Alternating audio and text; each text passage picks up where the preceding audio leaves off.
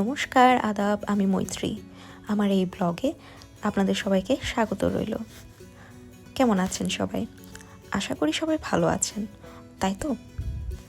চলুন তাহলে আমার কিছু ক্লাসমেটদের সাথে আজকে ইউএসটিসির মেন ক্যাম্পাসে যাচ্ছি। ভাবলাম আপনাদেরকেও সাথে নিয়ে নিই। আর তাছাড়া একটা ব্লগে আপনাদেরকে বলেও ছিলাম আমাদের ইউএসটিসির মেন ক্যাম্পাসে আপনাদেরকে ঘুরিয়ে আনবো। তাহলে চলুন আজকে আমার সাথে। আসলে কি বলুন তো, আমাদের মাস্টার্সের ক্লাসটা খুব লম্বা সময় ধরেই হয়, সেই সকাল থেকে বিকেল পর্যন্ত। প্রায় 4টা থেকে 4:30 বেজে যায়। তো এর মধ্যে প্রায় 1 ঘন্টার মতো লম্বা লাঞ্চ ব্রেক থাকে। তো এই লাঞ্চ ব্রেকের মধ্যে আমরা এক এক সময় এক এক জায়গায় গিয়ে লাঞ্চ করি। গত একটা ব্লগে দেখিয়েছিলাম আমরা মেম্বার হোটেলে গিয়ে লাঞ্চ করেছিলাম। আজকে যাচ্ছি মেন ক্যাম্পাসের সেই পুরনো ক্যান্টিনটাতে, পুরনো স্মৃতি তাজা করতে।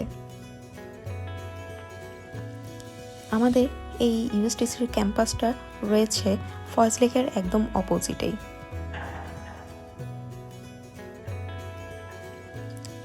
এটা হচ্ছে ইউএসটিসির মেন এন্ট্রেন্স। আপনারা তো আগেই জানেন যে আমার বিফার্মটা অনেক আগেই করা, বাট কোনো একটা রিজনের জন্য এমফার্মটা আমার করা হয়নি, তাই এখন এমফার্মটা আমি করছি। যখন বিফার্ম করতাম তখন আমাদের ফার্মাসি ডিপার্টমেন্টটা ছিল এই যে মেন ক্যাম্পাসের মধ্যে। এখন সেই ফার্মাসি ডিপার্টমেন্টটা ট্রান্সফার হয়ে চলে গেছে ডি ব্লকে, যেখানে আমি এখন মাস্টার্সটা করছি। এই যে সবার সাথে হেঁটে যাচ্ছি, যেতে যেতে কত স্মৃতি না মনে পড়ে যাচ্ছে। কোথায় গল্প করতাম, কোথায় আড্ডা দিতাম, সব কিছু।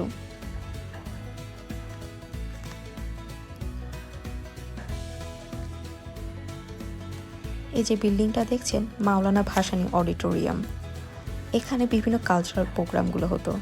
আর এই জায়গায় একটি মুচি বসতো।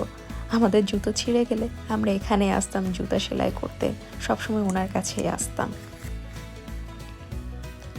আর আমার হাতের বাম পাশে যে জায়গাটা দেখছেন, এই যে সিঁড়ি দিয়ে উঠা যায় একটু উঁচু মতো জায়গাটা, এটা হচ্ছে টাইটানিক পয়েন্ট।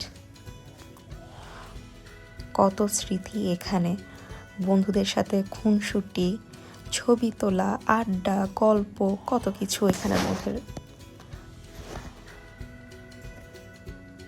আর এই যে বিল্ডিংটা দেখতে পাচ্ছেন আন্ডার কনস্ট্রাকশনে রয়েছে, এই বিল্ডিংটাতে ছিল আমাদের পুরনো ডিপার্টমেন্টটা। আর এটা হচ্ছে ডিপার্টমেন্ট অফ অ্যানাটমি। কথা বলতে বলতে চলে এলাম ক্যাফেটেরিয়াতে লাঞ্চ করার জন্য। নিয়ে নিয়েছি ভাত, ভর্তা, ডাল আর মুরগি। আগে এখানে অনেক কিছুই পাওয়া যেত, স্যান্ডউইচ, ফুচকা, বিরিয়ানি। যাই হোক, আমরা লাঞ্চ করে ভাবলাম একটু ঘুরে ঘুরে দেখি। আসলে অনেক দিন পরে কি অনেক বছর পরে আমার সেই পুরনো ক্যাম্পাসে এসেছি। এই যে টিন শেডের জিনিসটা দেখছেন, এটা আগে ছিল না, এটা নতুন করেছে। যদিও দেখতে অনেক ভালোই লাগছে, তাই না? আর সামনে যেটা কন্ট্রোল রুম দেখছেন, ওটা ছিল আগে ফটোস্টেটের দোকান। আমরা এখানে ফটোকপি করতে আসতাম। আর একটু সামনে এগিয়ে গেলে ওখানে হচ্ছে ছেলেদের হোস্টেল। আর আপনারা তো জানেনই ইউএসটিসির একটি মেডিকেলও আছে, এটা এখানের মধ্যেই। আমাদের তো লাঞ্চ শেষ, আর দেখছি বেশ অনেকটা জায়গা আন্ডার কনস্ট্রাকশনে আছে, তাই আর নতুন করে কি আর দেখাবো, তাই ভাবলাম আমরা তাহলে আমাদের ডি ব্লকে ব্যাক করি। এখানে এসে এত পুরনো কথা যে মনে পড়ছে, আর এত স্মৃতি চোখের সামনে ভাসছে, মনে হচ্ছে যেন চোখের সামনে কোনো একটা ভিডিও চলছে সেই পুরনো দিনের।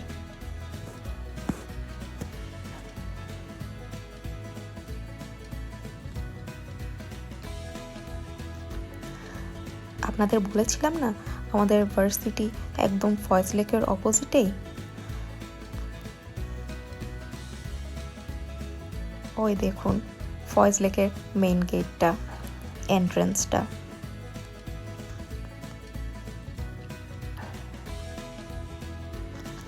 আর এটা হচ্ছে ডি ব্লকের এন্ট্রেন্সটা। আগের একটি ব্লগে আমি এটা দেখিয়েছিলাম। আজকে তো একটু ভালো লাগছে, তাই ভাবলাম আবার একটু দেখাই। এটা হচ্ছে পুরো বিল্ডিংটা। আর আগেই বলেছিলাম এটা আন্ডার কনস্ট্রাকশনে আছে, এটার কাজ এখনো চলছে।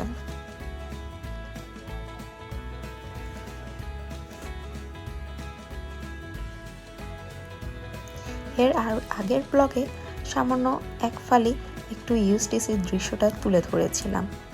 আজকে ভাবছি ইউএসটিসির ফার্মাসি ডিপার্টমেন্টের এন্ট্রেন্সটা আপনাদেরকে দেখাবো।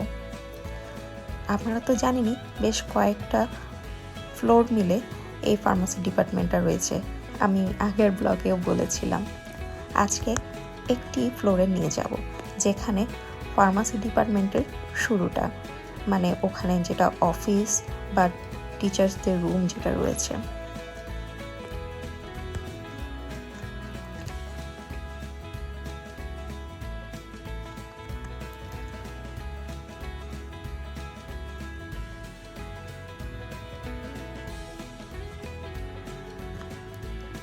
এই যে আমরা লিফটে করে চলে এলাম আমাদের ফ্লিপ ফ্লোরে, যেখানে ফার্মাসি ডিপার্টমেন্টটা রয়েছে, মেইন অফিস যেটা ফার্মাসির।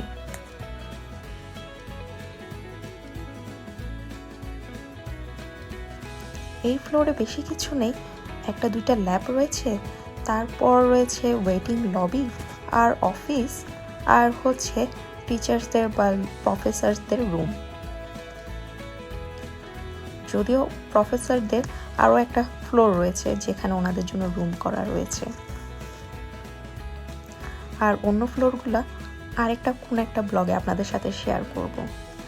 এই ফ্লোরে রয়েছে বিভিন্ন রকমের মেশিন, হারবেনিয়াম কর্নার। এখানে রয়েছে কিছু ভেষজ পাতার ছবি, তারপর কিছু প্রোডাক্টস, মেডিসিনাল প্রোডাক্টস, তারপর প্রজেক্ট বুক। আর এগুলা হচ্ছে বিভিন্ন মেশিন যেগুলো ফার্মাসিউটিক্যাল কোম্পানিতে ওষুধপত্র তৈরিতে ব্যবহার করা হয়। আর এই জিনিসটা হচ্ছে মেশিনটার প্রোটোকল। এই মেশিনটা কী কাজের জন্য ইউজ হবে, তারপর কিভাবে ইউজ হবে, কিভাবে মেনটেন করবেন, কিভাবে ক্লিন করবেন, সম্পূর্ণ প্রসিডিউর এখানে দেয়া আছে। এটাকে আমরা এসওপি বলি, স্ট্যান্ডার্ড অপারেটিং প্রসিডিউর। আচ্ছা, আজকে এতটুকুই। আমার ব্লগটা যদি ভালো লাগে আপনারা আমাকে কমেন্টে জানাবেন, আর লাইক অ্যান্ড সাবস্ক্রাইব করে দেবেন। ভালো থাকবেন, সুস্থ থাকবেন, মৈত্রীর সাথে থাকবেন।